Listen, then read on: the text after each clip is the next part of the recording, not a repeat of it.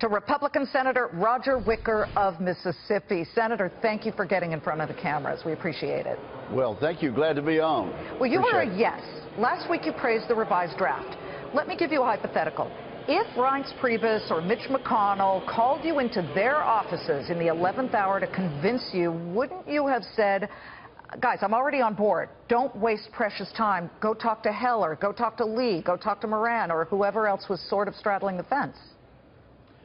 I wasn't on the invitation list. I don't know what the meeting was about. It might have been about general topics. No, it was about, in part, it was about health care. But let's move the clock before the dinner. Had they come to you and said, okay, so, Senator Wicker, here's why this is a good plan, you would, I'm pretty sure, say, no, guys, I'm fine with this. Go spend your time on somebody who isn't quite there yet. Oh, goodness. Don't make me argue strategy. I can tell you about the bill, and I'm still hopeful. Yes, I didn't need to be invited to the White House, and others probably did. But we're where we are, and I still think there's a chance we can get this done. Which part of it done? Because right now there are not enough GOP senators to vote for a straight-up, outright repeal of Obamacare right now. How would you get it done? Okay, well, I really think that we need to put that to the test. There are 51 of us that voted for a specific plan in 2015, sent it to President Obama, and he vetoed it as we expected. I do think we ought to at least be willing to vote to proceed to that bill.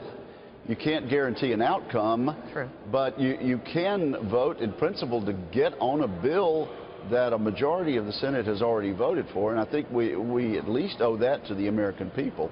I have voted consistently to repeal Obamacare.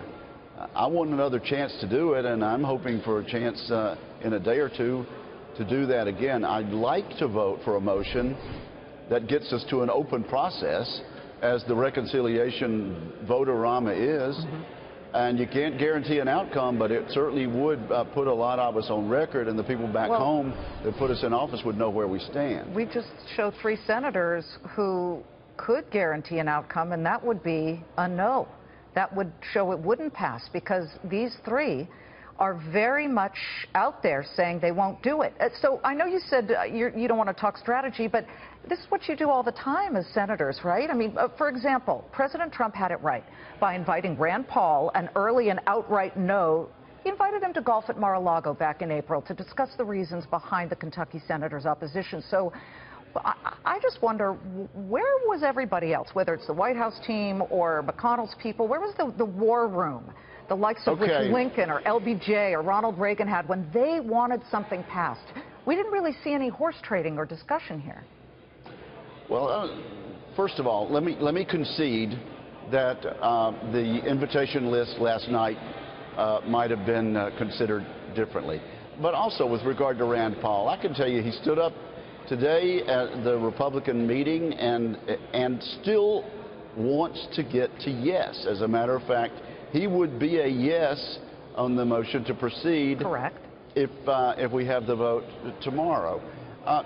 Frankly, there are a lot of holdouts who still think we're moving in the right direction. They think we made some progress over the weekend.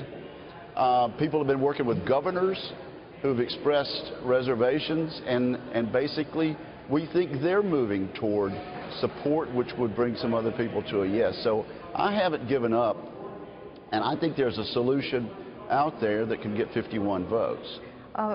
Because as a business network, we look at these things. The market hit session lows when Vice President Pence was bringing up this very idea of a straight-up vote for total repeal. This morning, he was before a crowd, and he really didn't get a lot of attention or focus when it came to the big money comments like, we're going to throw this thing away, start all over again. And there was polite clapping, certainly. But you know what happened? Stocks plummeted when he made those comments talking about retail and jobs before that crowd. And then the U.S. dollar, Senator, hit a one-year low against the euro, against the Swiss franc. Those are traditional sort of flight to quality move. Certainly the euro didn't used to be, but this dark cloud, does it cast a shadow on the other policies like tax relief? And can you get it done with Democrats in some way, shape, or form so we can get to those other issues? All the more reason for us to get on the bill, put senators on the record, have a free and open amendment process, which reconciliation absolutely requires, and let the people back home start seeing where we stand on the various proposals. Now, can we get tax reform done? Yes. As a matter of fact, I mean, you could argue that if we have to hit the pause button on repealing and replacing Obamacare, it would make us more determined to get some sort of result. So I'm just trying to look at the glass half full, and I can report to you that there are enough members of the United States Senate who sincerely wish to get to a yes vote that it's worth keeping on with the negotiation process. Before we go, Senator, with that glass half full, and we appreciate your optimism, would you let a Democrat or two drink from it? Would you bring them in? Yes, no?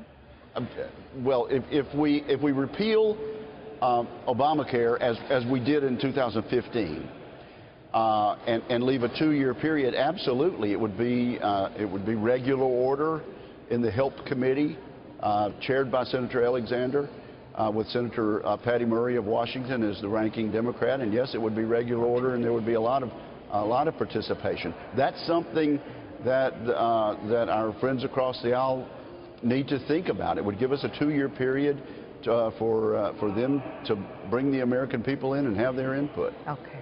Good to see you, Senator. Thank you very much. Thank you. Senator Wicker of Mississippi, we appreciate it.